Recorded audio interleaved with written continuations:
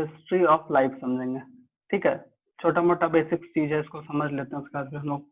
तो history of life जो होता है, ठीक है, वो 2 इवेंट्स में कंप्लीट होता है, 2 इवेंट्स में, ठीक है, या फिर हम लोग बोलते हैं 2 कंपैरेटिव इवेंट से मिलके हिस्ट्री ऑफ लाइफ बना है, या फिर हिस्ट्री ऑफ लाइफ के बारे में हम लोग समझते हैं।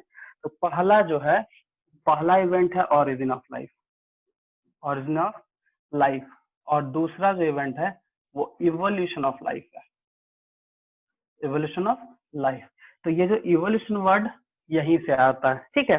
तो हम लोग इस चैप्टर में सबसे पहले ये डील करेंगे कि कोई भी चीज का ओरिजिन कैसे हुआ है, ठीक है। जैसे मान लो सेल बना, तो सेल के लिए क्या इंपॉर्टेंट है, नहीं इंपॉर्टेंट है, उसके पहले का थ्योरी क्या था, बाद का क्या थ्योरी था, किसका थ्योरी जो है डिसअप्रूव्ड हो गया, इस तरह का हम लोग पहले ओरिजिन ऑफ लाइफ के बारे में कि आखिर ओरिजिन, जैसे मान लो अर्थ का कैसे ओरिजिन हुआ, सोलर सिस्टम का कैसे ओरिजिन हुआ, इस तरह से हम लोग है छोटा छोटा चीजें, कुछ कुछ इसमें थ्योरीज वगैरह वो हम लोग समझेंगे। दूसरा है इवोल्यूशन ऑफ लाइफ। अब देखो, इवोल्यूशन ऑफ लाइफ कहने का मतलब कि इवॉल्व करने का मतलब होता है कि ग्रेजुअली चेंजिंग, किसी भी तरीके से चेंज हो रहा है अकॉर्डिंग टू नेचर या फिर अकॉर्डिंग टू हैबिटेट, मतलब सर्वाइविंग के लिए अपने आप को चेंज करना ही इवोल्यूशन कहलाता है, ठीक है। और उसी इवोल्यूशन से कोई एक यूनिसेलर जो है आज मल्टी सेलर या कॉम्प्लेक्स फॉर्म में कन्वर्ट हुआ है।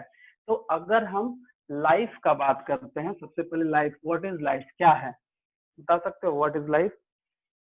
लाइफ किसको बोलेंगे?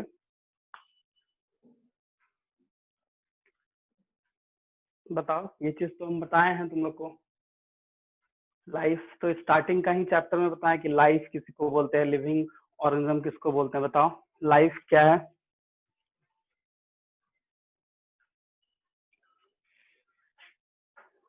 फर्स्ट क्लास मेरा कोई नहीं किया है क्या?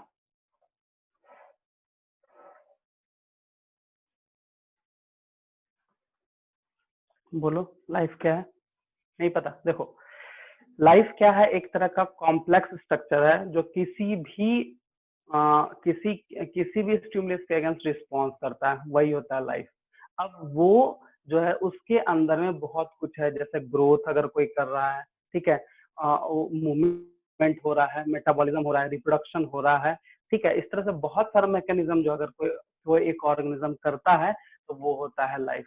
सिंपल है, ठीक है।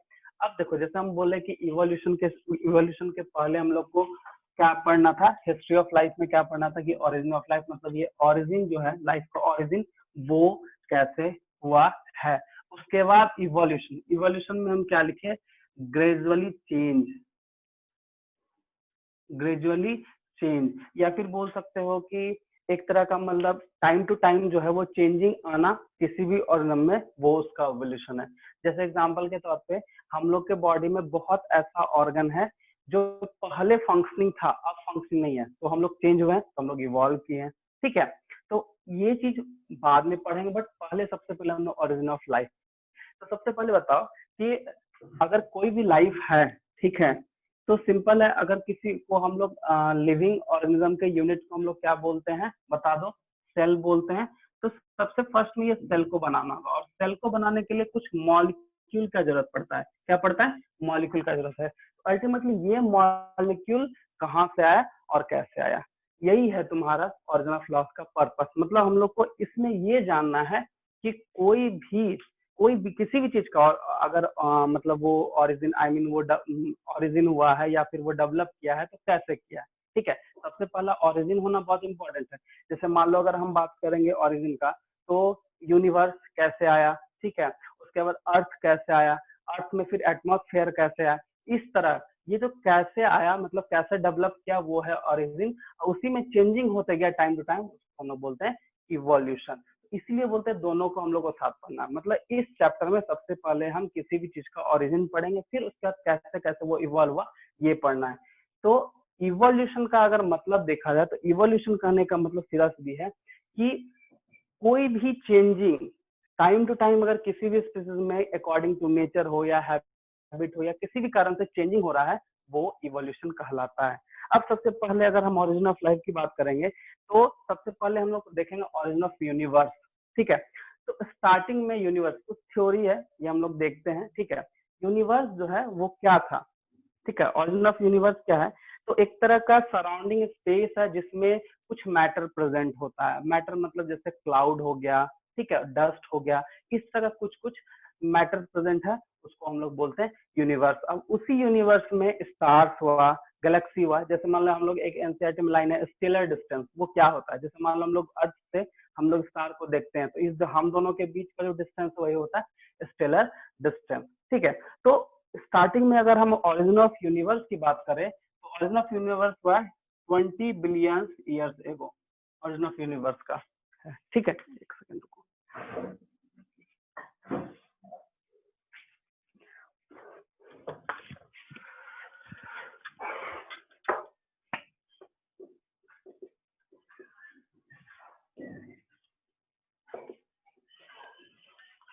हिस्ट्री ऑफ लाइफ में दो इवेंट हम क्या बताए थे कि ओरिजिन ऑफ लाइफ और दूसरा जो है वो इवोल्यूशन ऑफ लाइफ, हम लोग इसमें क्या बताए थे, ग्रेजुअली चेंज, ठीक है, वो टाइम टू टाइम चेंज होगा। ओरिजिन ऑफ लाइफ में सबसे पहला किसका, ओरिजिन ऑफ यूनिवर्स, ठीक है। तो यूनिवर्स क्या है, तो हम बताएं कि एक तरह का ये ऐसा स्पेस, ठीक है, एक ऐसा स्पेस है जिसमें space that contain dust cloud and gases, इसी को हम लोग क्या बोले, यूनिवर्स। और ये कब, मतलब ये कब हुआ सबसे फर्स्ट में, आई मीन ये कब मतलब डेवलप किया, मतलब ये कब इसका ओरिजिनेशन हुआ, तो 20 बिलियंस ईयर्स एगो। बिलियंस है, मिलियंस नहीं है, बिलियंस है, ठीक है, इसको ध्यान रखना। अब देखो जैसे हम बात करते हैं ओरिजिन ऑफ यूनिवर्स, इसके लिए एक थ्योरी आया था जिसका था big bang theory. Big bang theory, इस थ्योरी में क्या बोलता है, इस थ्योरी में क्या बोलता है कि जो पहले यूनिवर्स था वो एक तरह का, उसमें बहुत बड़ा विस्फोट हुआ। विस्फोट होने के बाद जो फिर यहाँ पे, क्योंकि पहले तो एटमॉस्फेयर था नहीं, विस्फोट होने के बाद, बिग बैंग थ्योरी में यही है कि विस्फोट होने के बाद, ठीक है, उसमें बहुत सारा पार्टिकल जो है वो ओपन एटमॉस्फेयर अभी नहीं बोल सकते क्योंकि ऑक्सीजन वगैरह गैस वगैरह जो है उतना तरीके से नहीं है, मतलब ऑक्सीजन अगर O2 वो नहीं था पहले, ठीक है। ये बाद में आया, बिग बैंग थ्योरी हुआ उसके बाद जो है ये यूनिवर्स का जो है वो डेवलपमेंट हुआ, ठीक है। आई मीन ओरिजिन, जो यूनिवर्स का वो ओरिजिन है वो हुआ। उसी के बाद हम लोग हुआ ओरिजिन ऑफ अर्थ। क्या हुआ, ओरिजिन ऑफ अर्थ। अब ओरिजिन ऑफ अर्थ की अगर हम बात करते हैं तो ये कब हुआ, 4.5 million years ago, million years ago सबसे पहले यही हुआ था, ठीक है। उसके बाद अगर हम इससे पहले, क्योंकि यूनिवर्स के बाद हम लोग का क्या आता है, गैलेक्सी, उसके बाद ये फर्स्ट नंबर है, ये थर्ड नंबर हो जाएगा, second number Galaxy, origin of Galaxy.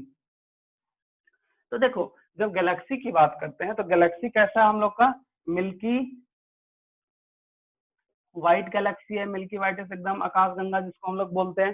तो एक्चुअली जब बिग बैंग थ्योरी हुआ तो गैलेक्सीज का फॉर्मेशन होता है। गैलेक्सीज में क्या था कि मतलब प्लैनेट्स वगैरह था, सोलर सिस्टम था, सैटेलाइट था, ये सब गैलेक्सीज में आ गया।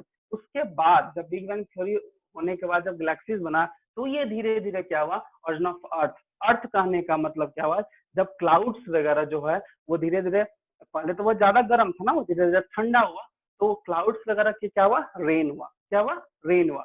और जितना भी अर्थ में जितना भी तुमको पानी दिख रहा है वहां पे गड्ढा था, सारा रेन उस गड्ढे में भर गया, और वो अभी हम लोग ओशियन के फॉर्म में देखते हैं।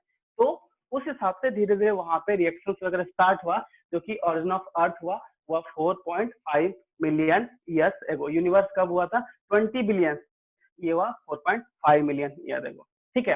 तो देखो इसमें ज्यादा कुछ नहीं है क्योंकि है बहुत कुछ, जैसे मान लो सैटेलाइट वगैरह क्या है, प्लैनेट्स वगैरह क्या है, ये सब जानना है, ठीक है। बट इसमें हम लोग को उतना इसमें नहीं पढ़ना है, वो अलग चैप्टर, वो ज्योग्राफी में चला जाएगा। इसमें बस बताया है कि कैसे यूनिवर्स पर गैलेक्सी और गैलेक्सी अल्टीमेटली अर्थ बना, ठीक है, इसमें बस एक चीज याद रखना, ये बिग बैंग थ्योरी, ठीक है। और जब ओरिजिन ऑफ गैलेक्सी का बात करते हैं और मिल्की वाइट इज गैलेक्सी जिसको आकाशगंगा बोलते हैं, ये जो हाइपोथेसिस था वो नेबुलर हाइपोथेसिस बोलते हैं। नेबुलर हाइपोथेसिस क्या बोला कि हमेशा इसमें कुछ ना कुछ जो है वो वॉल्केनिक इरप्शंस वगैरह वो सब होते रहेगा और वहां से जो है वो रिएक्शन वो ठंडा होगा धीरे धीरे और धीरे धीरे अर्थ बनेगा, ये बार बार होगा, तो उसकी नेबुलर हाइपोथेसिस बोला गया। ये बाद में डिस्कार्ड कर दिया गया, ठीक है, क्योंकि ये ऐसा नहीं है। पहले ऐसा बहुत कुछ सोचता था कि नहीं ऐसा हुआ होगा, बहुत को यहाँ तक बोल दिया कि ये तो भगवान का रचना किया हुआ है, ठीक है। लेकिन भगवान का रचना किया है, लेकिन कुछ कुछ साइंटिस्ट ऐसा जो आगे फिर आते गया वो डिफाइन करते हैं कि नहीं भगवान तो ठीक है, लेकिन बहुत कुछ, जैसे लुईस पास्चर ही किया, हम लोग पढ़ेंगे आगे, लुईस पास्चर ही किया कि नहीं लिविंग जो है वो नॉन लिविंग थिंग से अराइज हुआ है, ठीक है। इसका कुछ एक्सपेरिमेंट दिया, तो बस अभी इतना इसको जानो कि यूनिवर्स कैसे हुआ, गैलेक्सी कैसे हुआ। गैलेक्सी में वही है मिल्की वाइट इस गैलेक्सी आकाशगंगा जिसको बोलते हैं, जिसको नेबुलर हाइपोथेसिस से हम लोग रिप्रेजेंट करते हैं, आई मीन नेबुलर हाइपोथेसिस में बोला जाता है। उसके बाद अल्टीमेटली जो ओरिजिन ऑफ अर्थ हुआ, ठीक है। जब अर्थ हुआ तो अर्थ में सॉइल वगैरह था, लेकिन जो एटमॉस्फेयर है वो भी अभी एटमॉस्फेयर जैसा बोला जाता है, ऑक्सीजन है नाइट्रोजन है ये सब जो है गैस नहीं बन पाए, वो सिंबल ऑक्सीजन है तो ओ के फॉर्म में, नाइट्रोजन है इस तरह के फॉर्म में अल्टीमेटली अर्थ दिखा। लेकिन ये बाद में धीरे धीरे O2 बना, NH3 बना, फिर CO2 बना, फिर H2O बना, इस तरह से ये हुआ। तो पहले जो है ये अर्थ जो है इस तरह से फॉर्म में था, ये धीरे धीरे और बाइंड करते गया क्योंकि टेम्परेचर धीरे धीरे और घटते गया, ठीक है, इस तरह से हुआ। आगे हम लोग बताते हैं, इसको खाली नोट कर लो, नंबरिंग चेंज मत करना, पहले यूनिवर्स फिर गैलेक्सी फिर अर्थ, इसको नोट करो प्रोडक्ट।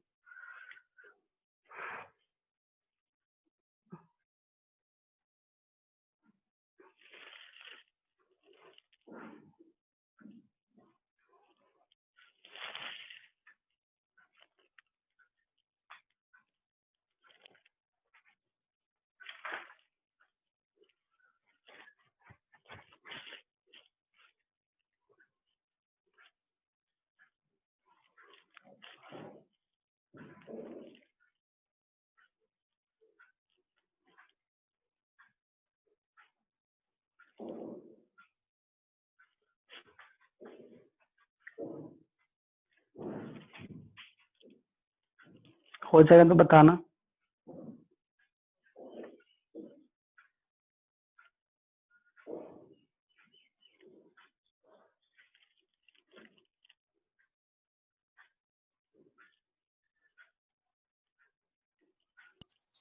हो गया सर।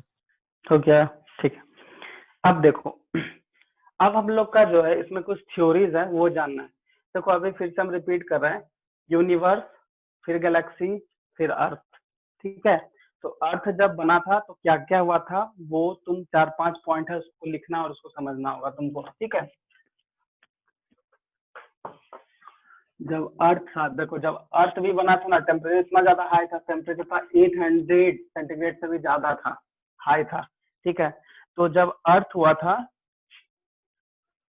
जब अर्थ था तो नो एटमॉस्फेयर, पहला पॉइंट। नो एटमॉस्फेयर मतलब क्यों, अभी हम जस्ट बताए कि मतलब ऑक्सीजन है, कार्बन डाइऑक्साइड है, पहले गैस के फॉर्म में था, लेकिन नॉर्मल जैसे कार्बन है, नाइट्रोजन है, ये O है, ऑक्सीजन बोल रहा है इसको, हाइड्रोजन है, इस तरह के ये गैस के फॉर्म पे सिंपल फॉर्म में था, ये यहाँ पे O2 CO2 वगैरह नहीं बनाया था, ठीक है। उसके बाद नो एटमॉस्फेयर, उसके बाद नेक्स्ट है high temperature, high temperature, high temperature कितना, तो 800 सेंटीग्रेड था हाई टेम्परेचर। उसके बाद है कि रिड्यूसिंग एटमॉस्फेयर, अच्छा रिड्यूसिंग एटमॉस्फेयर क्यों बोला गया, रिड्यूसिंग एटमॉस्फेयर क्यों बोला गया, क्योंकि रिड्यूसिंग मतलब है without O2, without O2 oxygen, without oxygen के पहले स्टार्टिंग में था। उसके बाद नेक्स्ट में आओ तो फ्री ऑक्सीजन, फ्री ऑक्सीजन, जब ये ऑक्सीजन डेवलप हुआ, क्योंकि बाद में फिर ये इसमें हुआ है, ठीक है। तो फ्री ऑक्सीजन को हम लोग यहाँ बोलते हैं ऑक्सीडेटिव एटमॉस्फेयर, ठीक है, सिंपल है। उसके बाद नेक्स्ट है तुम्हारा थंडरिंग स्टॉर्म, थंडरिंग, क्योंकि हम पहले बताए बिग बैंग थ्योरी जो है एक तरह का ह्यूज एक्सप्लोजन था, थंडरिंग स्टॉर्म और वोल्केनिक इरप्शन। ठीक है, देखो क्या हुआ, सबसे पहले ये दोनों मैकेनिज्म हुआ, जब ये दोनों मैकेनिज्म हुआ तो टेम्परेचर यहाँ पे बढ़ा, टेम्परेचर होने के कारण रिड्यूसिंग एटमॉस्फेयर, बिना ऑक्सीजन का उसको बोला गया नो एटमॉस्फेयर। बाद में अगर अगर बाद में इसमें बोला गया कि अगर ये रिएक्ट करना, क्योंकि धीरे धीरे जब ठंडा हुआ तो ये रिएक्ट करना हुआ, तब वहां ऑक्सीजन जो है फ्री फॉर्म में दिखने लगा। किसमें? फ्री फॉर्म में दिखने लगा। यही अर्थ में उस टाइम था। देखो टेम्परेचर कितना ज्यादा है, 800 डिग्री से 800 से भी ज्यादा है। तो ये अर्थ का इस तरह ये सब चीज में दिखा था। ठीक है, फर्स्ट इसको नोट करो फटाक से।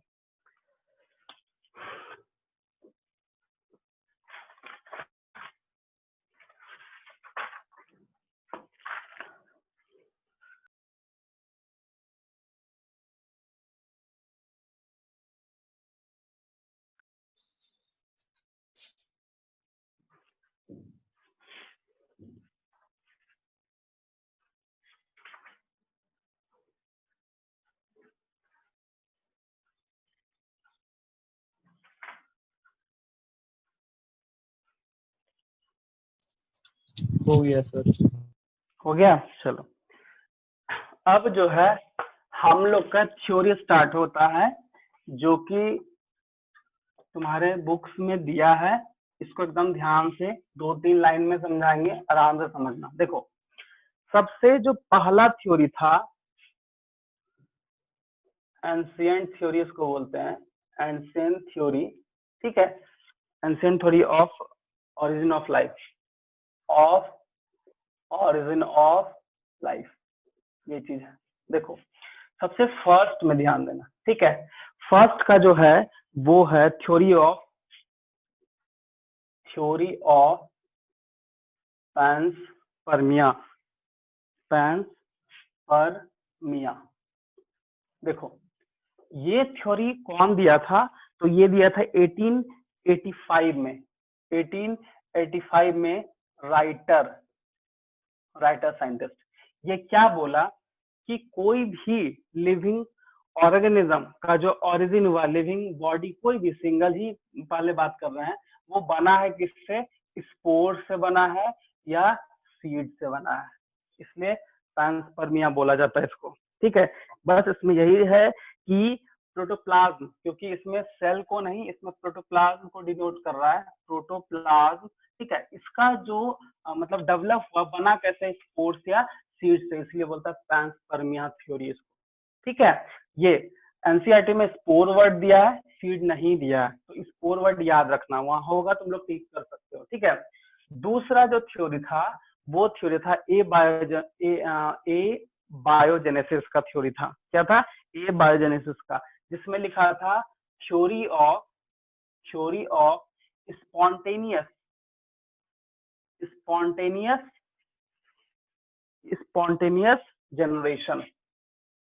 जनरेशन। इसमें थ्योरी ऑफ स्पॉन्टेनियस जनरेशन को सबसे ज्यादा जो है वो लुईस पास्चर जो है इसका एविडेंस दिया, लुईस पास्चर। ठीक है, लुईस पास्चर क्या बोला कि अगर कोई भी लिविंग ऑर्गेनिज्म एग्जिस्ट करता है या एराइज करता है, तो ये नॉन लिविंग थिंग्स एराइज करता है, नॉन लिविंग थिंग्स। फिर इसके बाद ये इसी में स्टेटमेंट जोड़ दिया कि लिविंग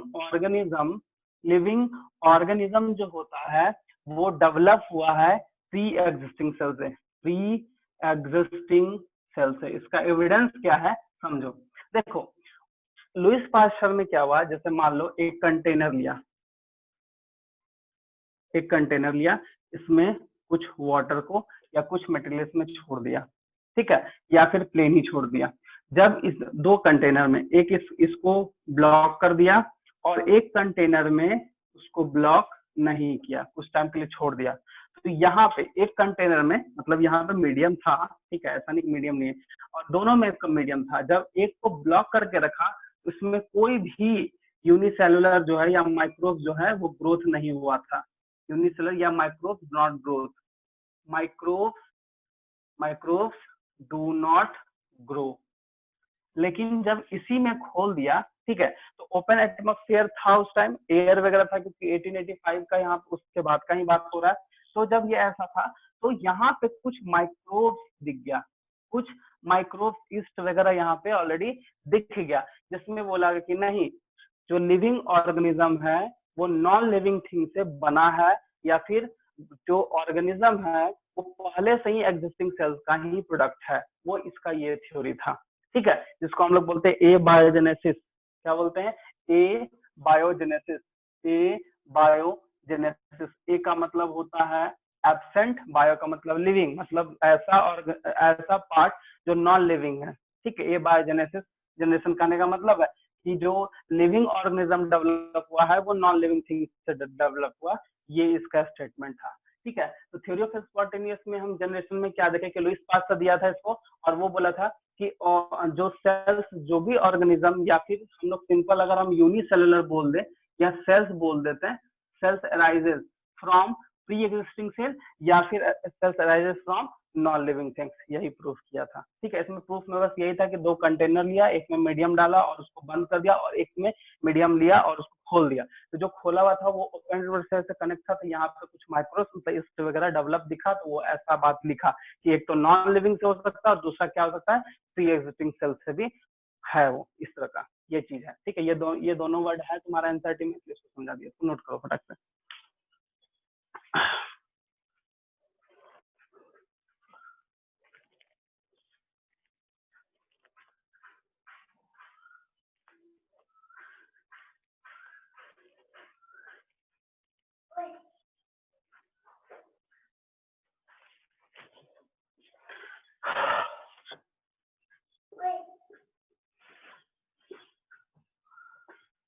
लाइफ ओरिजिनेटेड लिखना, फ्रॉम नॉन लिविंग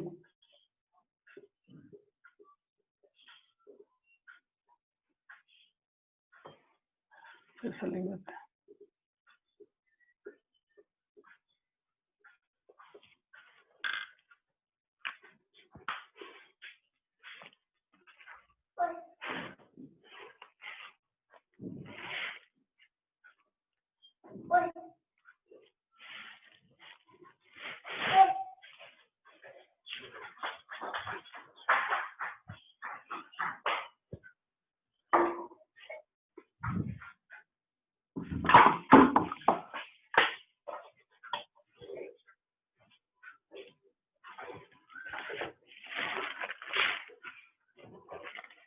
सर हो गया। हो गया? Yes sir. ठीक। अब देखो यहाँ पे नेक्स्ट जो है, ये तो फिर एंशिएंट थ्योरी था, अब नेक्स्ट में मॉडर्न पढ़ेंगे, ठीक है, मॉडर्न पढ़ेंगे।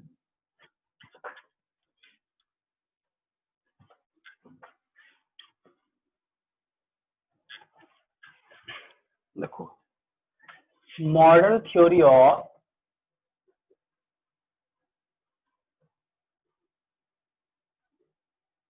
ऑरिजिन ऑफ लाइफ, इसमें क्या बोला गया, बस एक साइंटिस्ट है ऑपेरन, एक सेकंड को, ऑपेरिन है, ऑपेरिन हेल्डेन थ्योरी, ठीक है। देखो, जब लुईस पास्चर आया और वो एक्सपेरिमेंट को क्लियर किया कि नहीं, हाँ स्पॉन्टेनियस जनरेशन जो होता है वो नॉन लिविंग मैटर से आता है, या फिर हम लोग लिख सकते हैं कि स्पॉन्टेनियस जनरेशन में क्या देखे कि जो पहले का सेल है उसी से वो एराइज हुआ है, इस तरह का। तो ऑपेरन और हेल्डन थ्योरी जो है, इसमें भी वही लिखा गया कि कोई भी लिविंग ऑर्गेनिज्म का जो ओरिजिन है वो फ्रॉम नॉन लिविंग मैटर से हुआ है। लेकिन ये मैटर इस बार कुछ और था, और इसके थ्योरी को प्रूफ कौन किया, तो मिलर एक्सपेरिमेंट हम लोग पढ़ेंगे। क्या पढ़ेंगे? मिलर एक्सपेरिमेंट, ठीक है। ये ऑपेरन एंड हेल्डन थ्योरी दिया कि हाँ, कोई ऐसा लिविंग मॉलिक्यूल है जो नॉन लिविंग है, उससे ही लिविंग मतलब सेल का जो मॉलिक्यूल है वो बना है, या फिर सेल का फॉर्मेशन हुआ है। लेकिन उसको कैसे वो बोला समझो। जब यहाँ ऑपरेंट हेल्डन थ्योरी दे रहे थे तो स्पॉन्टेनियस जनरेशन को वो जब प्रूव कर रहे थे तो उसमें वो एक चीज बताए कि एमाइनो एसिड जो होता है, एमाइनो एसिड, ठीक है, एमाइनो एसिड एक ऐसा मॉलिक्यूल है जो किसी भी लाइफ के ओरिजिन के लिए रिस्पॉन्सिबल है, ओरिजिन ऑफ लाइफ के लिए रिस्पॉन्सिबल है। तो इसके एक्सपेरिमेंट को जो है वो मिलर एक्सपेरिमेंट, आई मीन जो है मिलर, इसके थ्योरी को वो प्रूफ किया। कैसे प्रूफ किया? उसके लिए सामने देखो एक फिगर होगा, तुम लोग एनसीईआरटी का 3rd page, first and second, उसके बाद पेज पलटाओ, देखो पहला ऊपर में देखो उसमें होगा कि एक वहां पे मिलर का एक्सपेरिमेंट है जिसमें डिस्चार्ज ट्यूब लिया गया, टेम्परेचर लिया गया, वैक्यूम वगैरह लिया गया।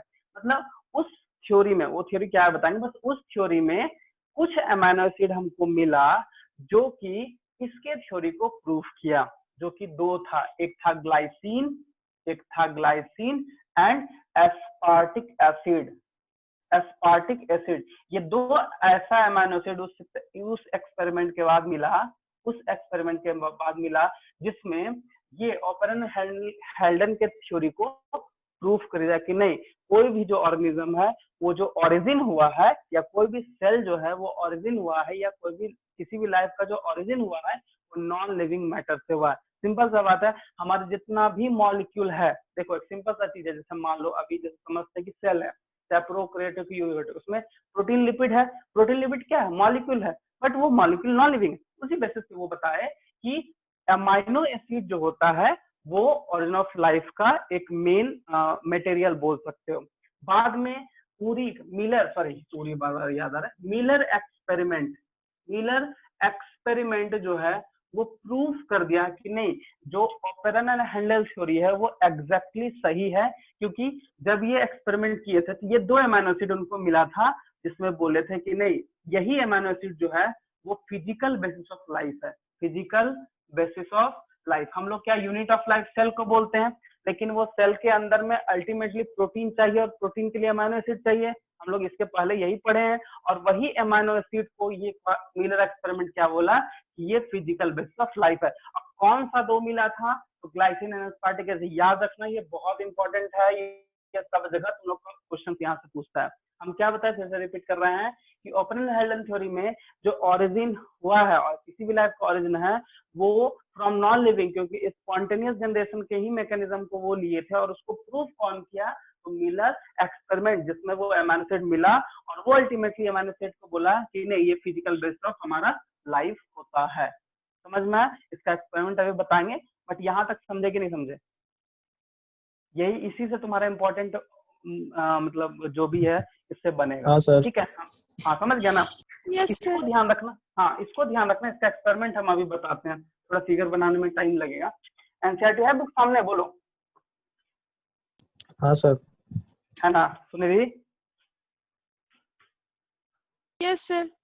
है ना? तो क्या एनसीईआरटी से बना दे या फिर हम बता दे इसमें? बोलो। सर सिंपल ही बता दीजिए। सिंपल बता दें, चलो ठीक है। डायग्राम में थोड़ा टाइम लग जाएगा, हम एकदम छोटा सा एक रफ डायग्राम बना रहे थे।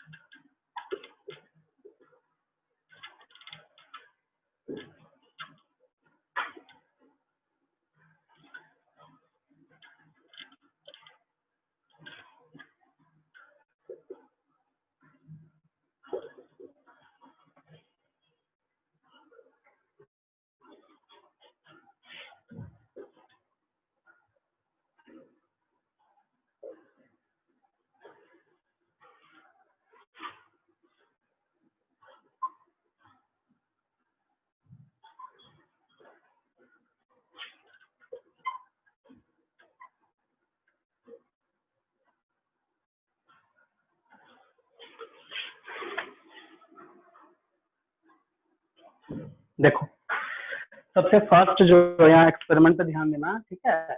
ये हमारा यहाँ पे क्या हो गया, एक तरह का एक कंटेनर ले गया, एक कंटेनर लिया गया जिसमें इलेक्ट्रोड को डाला गया, ठीक है। और इलेक्ट्रोड को जब इलेक्ट्रोड सिंपल है, दोनों जब मिलेगा तो इलेक्ट्रिक डिस्चार्ज होगा, इलेक्ट्रिक डिस्चार्ज हुआ और यहाँ से water out and water in है। देखो, जब यहाँ से इलेक्ट्रिक पास हुआ और जब वाटर इसमें ऐड कर रहा था तो ये जो कंडेंसर है उसको कंडेंस कर दे रहा था, मतलब वो मॉलिक्यूल को। अब देखो, इसमें गैस भी है, CH4 NH3 H2O and H2 gas, ठीक है, ये सब था और ये सब मॉलिक्यूल था। तो यहाँ पे CH4 NH3 एंड H2O इसका रेशियो भी पूछा जाता है, तो 1:2:1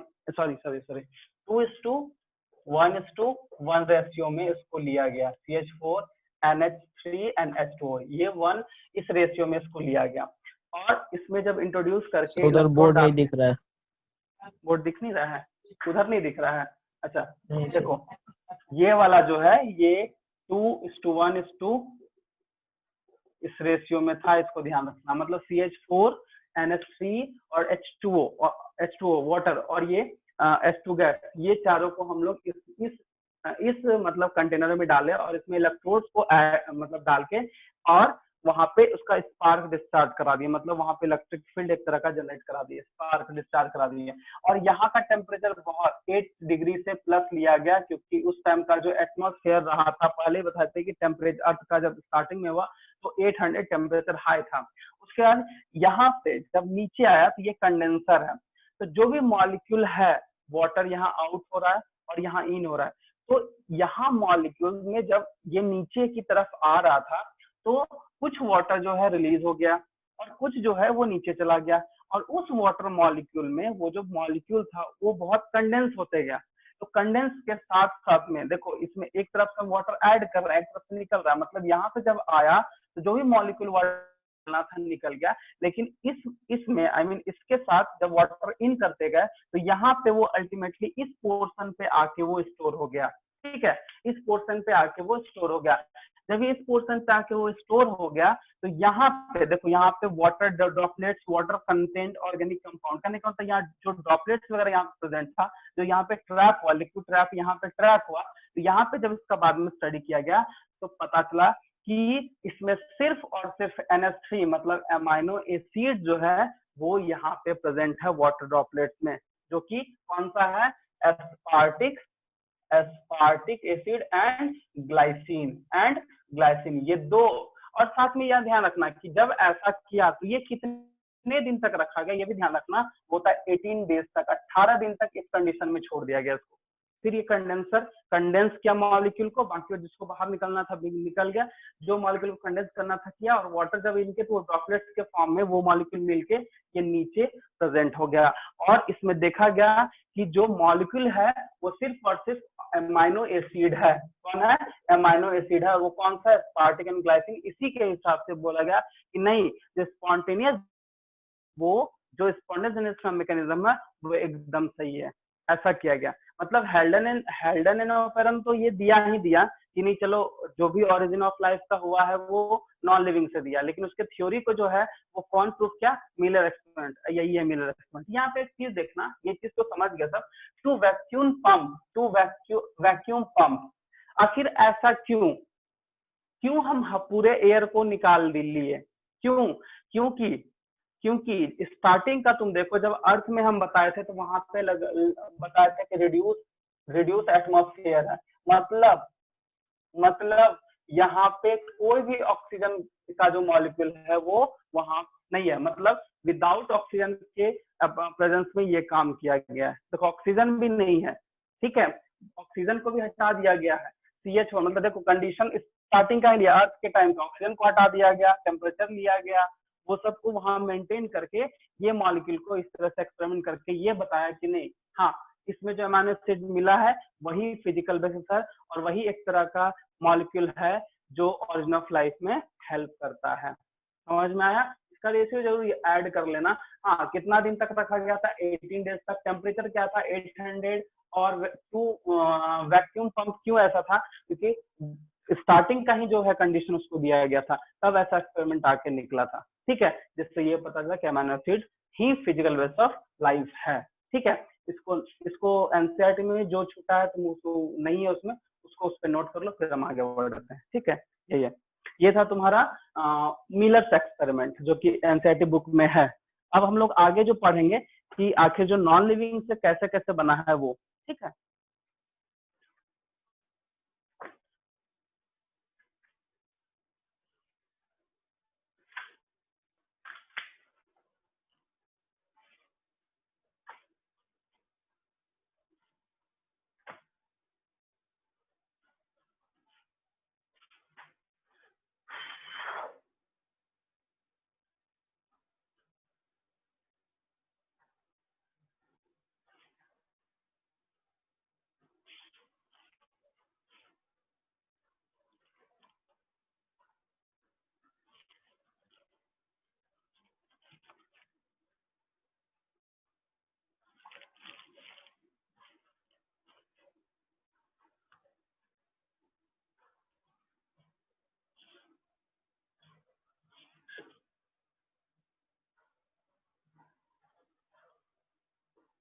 हो गया?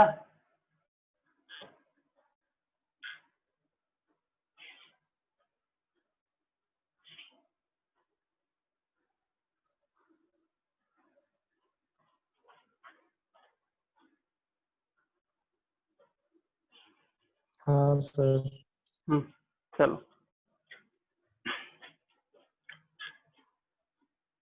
बेटा इसको, यस सर। हाँ देखो, ओपेरन हैंडल और मिलर एक्सपेरिमेंट का साथ पढ़ाने का मतलब बस एक ही था कि तुमको अब ये समझ में आ गया है कि हेल्डन जो सिर्फ थ्योरी दिया था और मिलर एक्सपेरिमेंट उसको प्रूव किया, जिसमें ये बताया कि अमाइनो एसिड ही जो है वो ओरिजिन ऑफ लाइफ के लिए रिस्पॉन्सिबल है, जिसको बाद में नाम दिया कि नहीं यही एक ऐसा मॉलिक्यूल है जो फिजिकल बेस ऑफ लाइफ है, पहला। दूसरा चीज, जब ओपेरन हेल्डन कॉन्सेप्ट जब दिया था कि नहीं स्पॉन्टेनियस जनरेशन या नॉन लिविंग थिंग से ऐसा होता है, तो जब उनका थ्योरी आया तो ओव्यूलेशन को फिर ओरिजिन ऑफ लाइफ को दो पार्ट में डिवाइड किया गया। एक बोला गया केमिकल बेसिस, और एक बोला गया बायोलॉजिकल बेसिस। ध्यान देना यहाँ पे, ठीक है, मतलब बायोलॉजिकल बेसिस ऑफ इवोल्यूशन, या फिर बोल सकते हैं बायोलॉजिकल इवोल्यूशन या chemical evolution and biological evolution, ठीक है। अब इसी में एम्ब्रायोलॉजिकल ही पढ़ना है तो हम लोग पढ़ेंगे। देखो, ओरिजिन ऑफ लाइफ जो है ये कब, तो ये हेल्डन एंड ओपेरन ये दोनों जब ऐसा बोला तब ये दो बेसिस पे उसको क्या क्या डिफाइन किया गया। तो केमिकल इवोल्यूशन में सबसे पहला जो फॉर्मेशन हुआ, द एटॉमिक फेज बोलते हैं इसको, द एटॉमिक फेज, ठीक है, सिंपल है। द एटॉमिक फेज कहने का मतलब नाइट्रोजन है, ऑक्सीजन है, फिर हाइड्रोजन है, फिर तुम्हारा कार्बन है, इस तरह का गैस के फॉर्म में ये प्रेजेंट है, जिसको हम लोग क्या बताते हैं प्रिमिटिव एटमॉस्फेयर। क्या बोले थे? Primitive atmosphere. स्टार्टिंग में कुछ नहीं था, केमिकल में देखना। एटॉमिक फेज के बाद फिर आया the simple organic phase, simple inorganic phase, जिसमें NH3 बना, O2 बना, CO2 बना, ये हुआ। उसके बाद फिर आया simple organic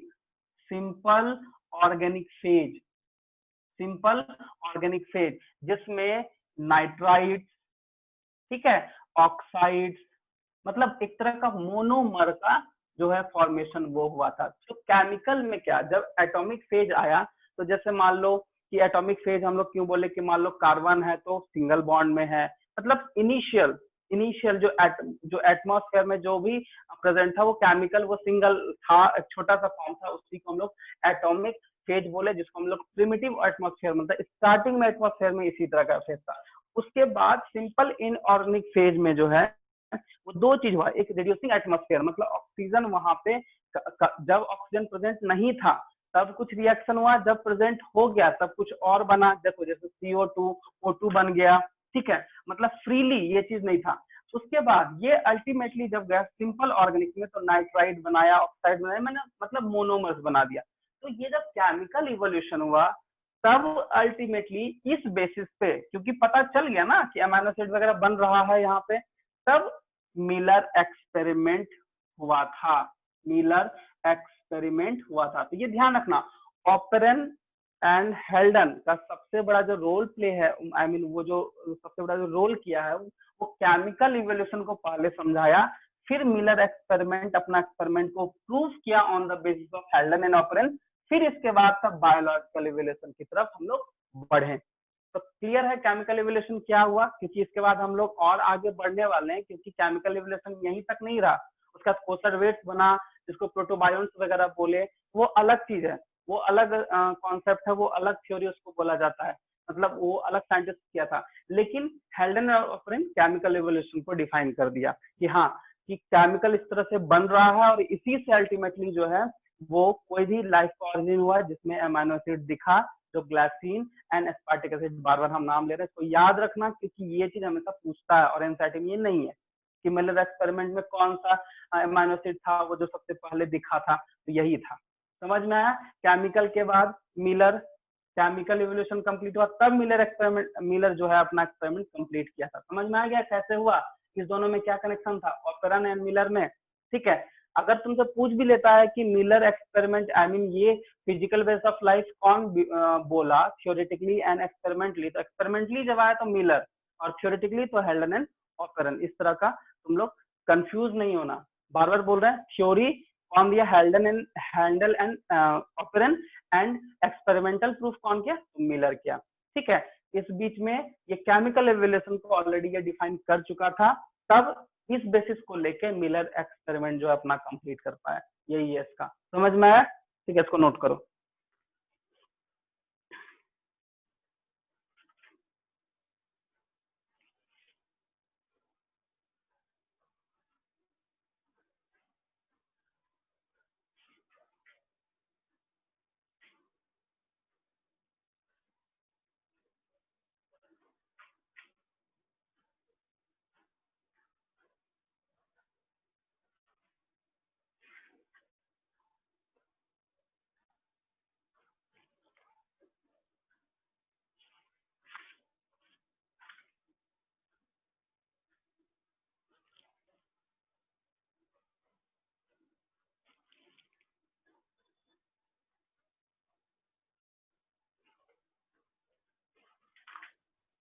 yes sir.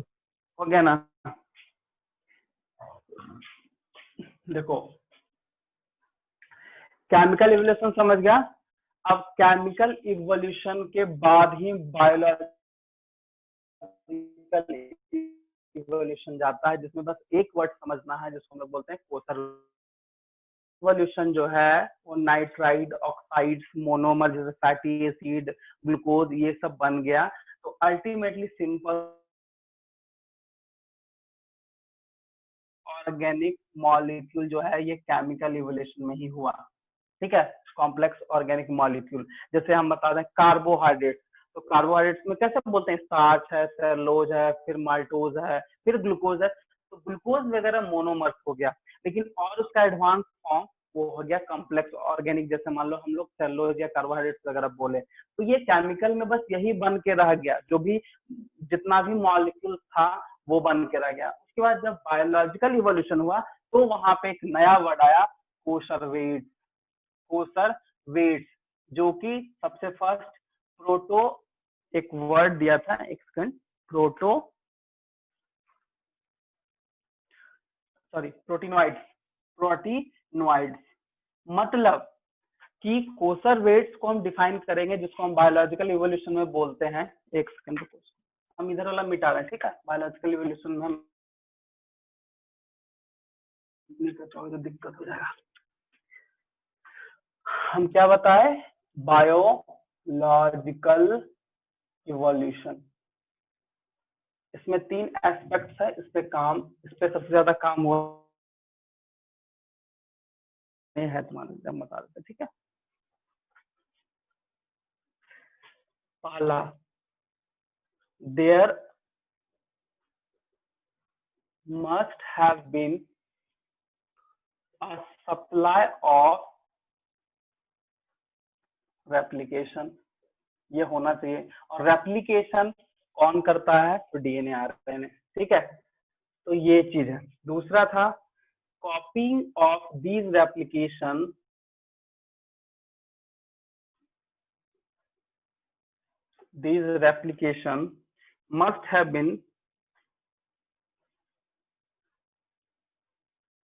must have been subject to error through mutation, मतलब वेरिएशन भी उसमें होना चाहिए, ठीक है। और तीसरा था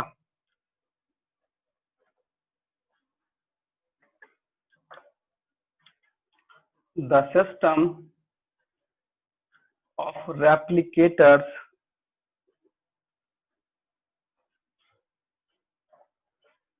must have required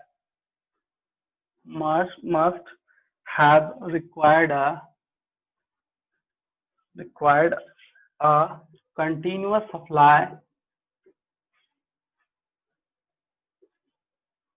supply of free energy and partial isolation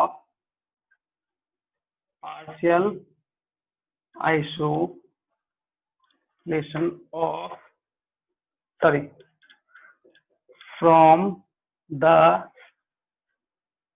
general environment। ये तीन इंपॉर्टेंट था, ठीक है, जो कि कंडीशन होना चाहिए, नहीं तो ये ओरिजिन ऑफ एप्लीकेशन नहीं होगा, ठीक है। तो इसमें जो है वो कोसर वेट्स बना, ठीक है। अब कोसर वेट्स हम लोग किसको बोलेंगे तो समझो। तो हम तुम्हारे सामने एक प्रोटीनोइड्स बोले थे, ठीक है। हम क्या बताए कि बायोलॉजिकल क्लासिफिकेशन में कोसर वेट्स बोला जाता है। क्या बोलते हैं? कोसर वेट्स, ठीक है। अब कोसर वेट्स में क्या, तो सपोज दैट मान लो प्रोटीन और शुगर मिलके कोई ना कोई मॉलिक्यूल बनाएगा, ठीक है। तो इसी को बोला जाता है कोसर वेट्स। मतलब नाइट्रोजन बेस पेयर है, उसमें अगर किसी में शुगर मिल गया तो बोलते हैं न्यूक्लियोसाइड बन गया, न्यूक्लियोटाइड बन गया, ये सब जो है वो बना, वो उसी को हम लोग बोलते हैं कोसर वेट्स। इसी से सबसे पहले जो नाम दिया गया प्रोटोबायोन्ट्स, क्या बोला गया? प्रोटोबायोन्ट्स। जो दो मॉलिक्यूल बना वो आरएनए बना और दूसरा प्रोटीन बना, और मोस्ट ऑफ द जो कंडीशंस है वो आरएनए फुलफिल कर चुका था, क्योंकि आरएनए हाईली रेप्लिकेशन है, हाईली रेप्लिकेटर मॉलिक्यूल है, साथ साथ में बहुत ज्यादा वेरिएशंस भी करता है, ठीक है। और तीसरा जो वो जो है, मतलब उसके लिए continuous supply of free energy उसके लिए होना चाहिए, ये चीज है। बट आरएनए जब बन गया तो अल्टीमेटली इसी से क्या बना? धीरे धीरे डीएनए बना, फिर डीएनए अपना जेनेटिक मटेरियल अपना तो धीरे धीरे क्या इस तरह से बायोलॉजिकल क्लासिफिकेशन में अल्टीमेटली जब हम पहुंचे, क्योंकि कॉम्प्लेक्स ऑर्गेनिक मॉलिक्यूल तक जो फॉर्मेशन हुआ था उसको हम लोग बोल रहे थे केमिकल इवोल्यूशन बोले थे, जिसमें पॉलीसेक्राइड्स का फॉर्म बन गया, मतलब मोनोमर से पॉलीमर बन गया, इस तरह का फॉर्मेशन बन गया। अब पॉलीमर, जैसे पॉलीमर भी बना तो वो भी किसी और पॉलीमर से कनेक्ट होकर जो मॉलिक्यूल बना अल्टीमेटली उसी को बोलते हैं कोसर वेट। जैसे आरएनए है तो उसमें शुगर भी है, नाइट्रोजन बेस भी है एंड फॉस्फेट भी है।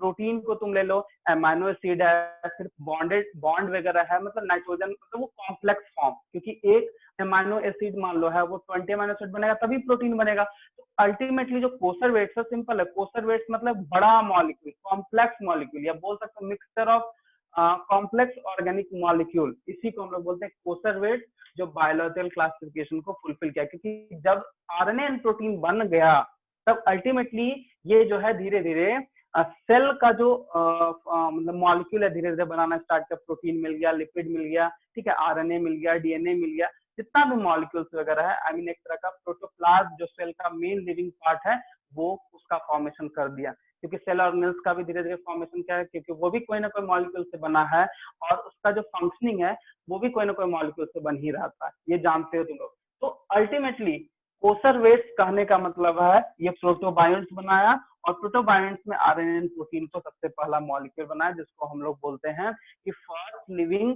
मतलब मॉलिक्यूल, फर्स्ट लिविंग मॉलिक्यूल ये आरएनए प्रोटीन बना, जो कि अल्टीमेटली फिर फर्दर मतलब वो और डिवाइड होके और कॉम्प्लेक्स स्ट्रक्चर लेके वो एक नया लाइफ का ओरिजिन कर पाया। यही है तुम्हारा बायोलॉजिकल इवोल्यूशन। ठीक है, इसको नोट करो।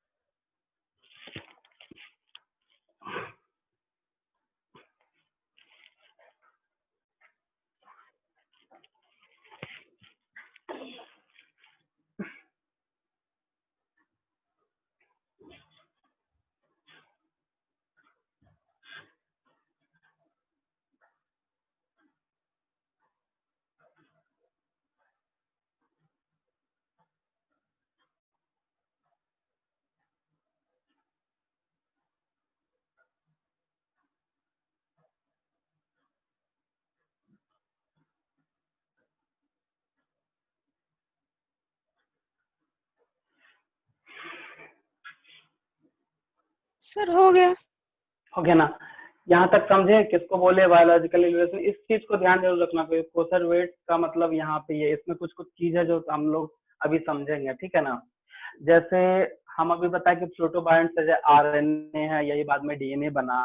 तो कभी कभी क्वेश्चन आता है कि आखिर आरएनए जो होता है उसको first molecule of origin of life नहीं बोल सकते हैं। क्यों? इसका आंसर दे सकते हो? क्योंकि सबसे पहले प्रोटीन बना, ठीक है?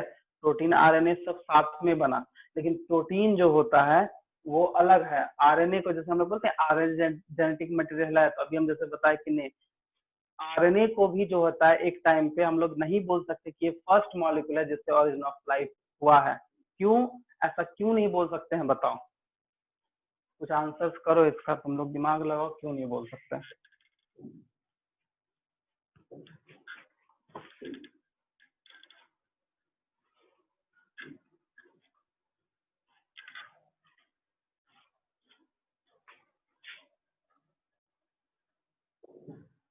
आरएनए को हम लोग first molecule of origin of life नहीं बोल सकते। क्यों? आंसर कर सकते हो इसका? देखो, चलो हम बताते हैं, टाइम को वेस्ट करने से फायदा नहीं। सबसे पहले देखो, प्रोटीन जिसको हम लोग बोलते हैं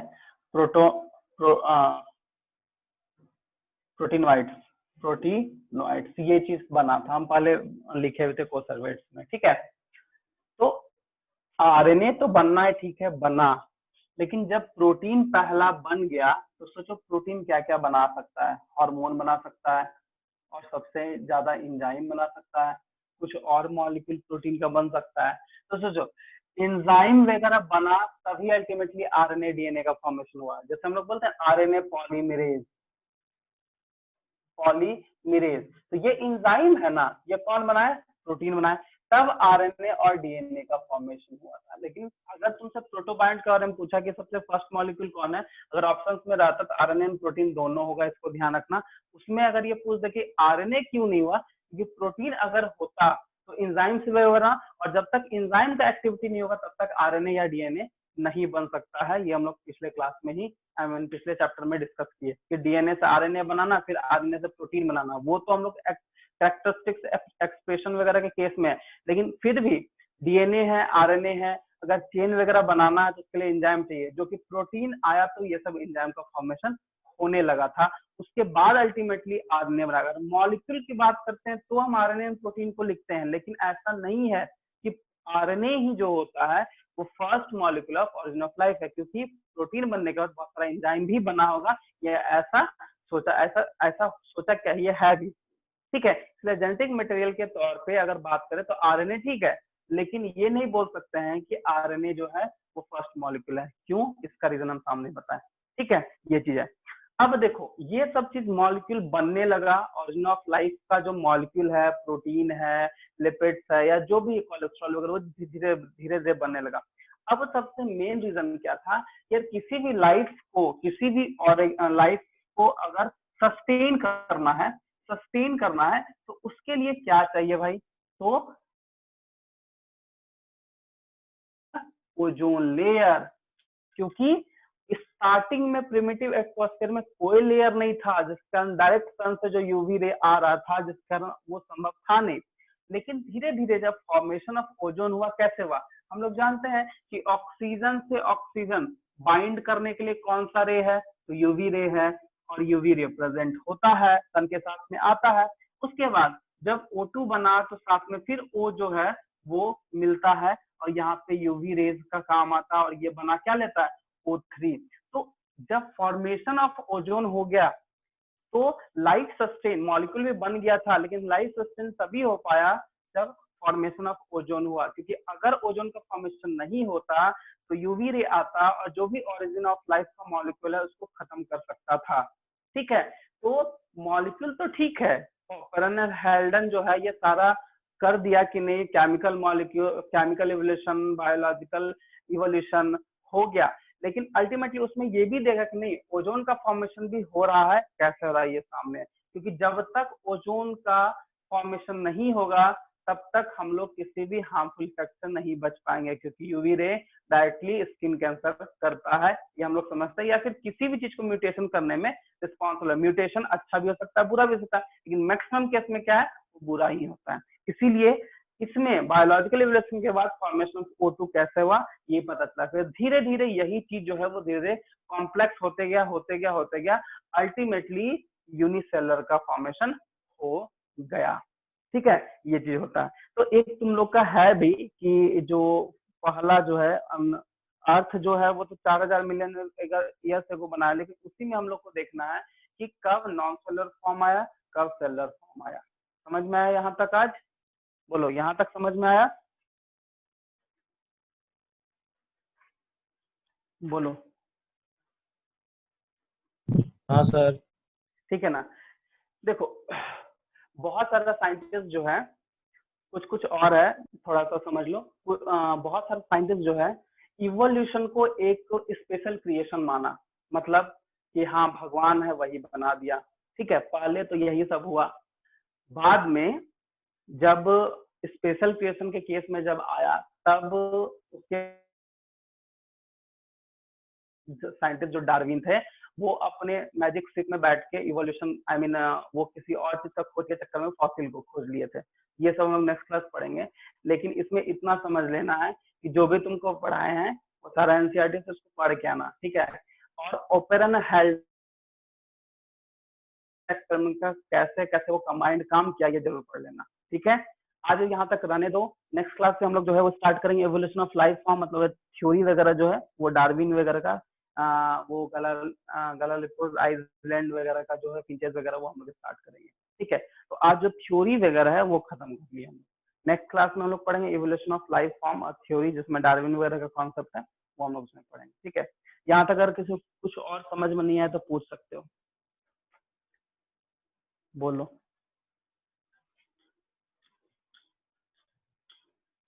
समझ में आया यहाँ तक? ये सब एक थ्योरी की तरह है, मतलब हाँ एक तरह का रीडिंग Yes, sir. हाँ, एक थ्योरी का कहानी की तरह याद कर लेना कि देखो पैंसपर्मिक जो भी हम बताए सब कुछ तुमको मिलेगा। पैंसपर्मिक क्या था, सीड से बना, स्पोर से बना, स्पोर है, स्टीलर डिस्टेंस क्या होता है, ये चीज है। बिग बैंग थ्योरी क्या हुआ था, तो यूनिवर्स जो हुआ था उसमें बिग बैंग थ्योरी हुआ था, फिर गैलेक्सी हुआ, फिर अर्थ हुआ, तो अर्थ में इनिशियल में क्या हुआ, फिर बाद में क्या हुआ, तो इस तरह से हम लोग इसको समझेंगे, ठीक है। तुम्हारा मेन जो इसमें टॉपिक है इतना तक में जो भी आज तक मेन टॉपिक ओपेरन एंड हेल्डन का टॉपिक है, ठीक है। इसको एनसीईआरटी से पॉइंट वाइज नोट्स बनाओ, सब कुछ तुमको इसमें मिलेगा। ठीक है, नेक्स्ट क्लास हम लोग स्टार्ट करेंगे डार्विन थ्योरी से। नेक्स्ट क्लास में भी हो सकता है ये खत्म भी हो जाए, क्योंकि इसमें ज्यादा कुछ है नहीं, जो कॉन्सेप्ट है नेक्स्ट क्लास में हम लोग खत्म करेंगे, फॉसिल वगैरह क्या है नहीं है। ठीक है, और एक दिन तुम्हारा टाइम, जियोलॉजिकल टाइम स्केल समझना है, उसमें और कुछ उसमें है नहीं। ठीक है, उसमें याद करना कि कौन से एरा में, कौन से एपॉक में, कौन से पीरियड में किस चीज का डोमिनेंसी था, किसका नहीं था। मतलब धीरे धीरे एवोल्यूशन हुआ है ना, पहले यूनि से फिर मल्टी में गया। हम तो अभी बताया अलग अलग पीरियड है, अलग अलग इपॉक है, अलग अलग उसका टाइम स्केल है, जियोलॉजिकल टाइम स्केल। उसके लिए एक दिन दोगे खत्म हो जाएगा। नेक्स्ट क्लास बहुत इंपॉर्टेंट है, तो तुम लोग टाइम पे आ जाना। थोड़ा हो सकता है लंबा क्लास जाए, क्योंकि नेक्स्ट क्लास जो है सिर्फ और सिर्फ हम लोग जैसे एडाप्टिव रेडिएशन पढ़ेंगे, कन्वर्जेंट पढ़ेंगे, डाइवर्जेंट पढ़ेंगे, होमोलोगस है, इजी, बहुत ज्यादा टफ नहीं है, बस समझने का है। अगर समझ लोगे तो इजी हो जाएगा। ठीक है, और सबसे जो मेन सेगमेंट का है वो नेक्स्ट क्लास ही स्टार्ट करेंगे। ठीक है, ये सब में एक ओपेरन एंड हेल्डन इंपॉर्टेंट था जो हम बताएं। ठीक है, तो नेक्स्ट क्लास हम लोग आगे, तो आगे पढ़ के आना, तुम एनसीईआरटी से ही पढ़ के आना, इधर उधर से पढ़ के आने का जरूरत है नहीं, क्योंकि इसको अगर समझ लोगे तो काफी है। ठीक है, इससे ज्यादा क्वेश्चन तुम्हारा कभी नहीं पूछा। हार्डेविंगर प्रिंसिपल वगैरह है वो तुम लोग नेक्स्ट क्लास समझ लेंगे। ठीक है, तो नेक्स्ट क्लास इसको हम आते हैं। ठीक है।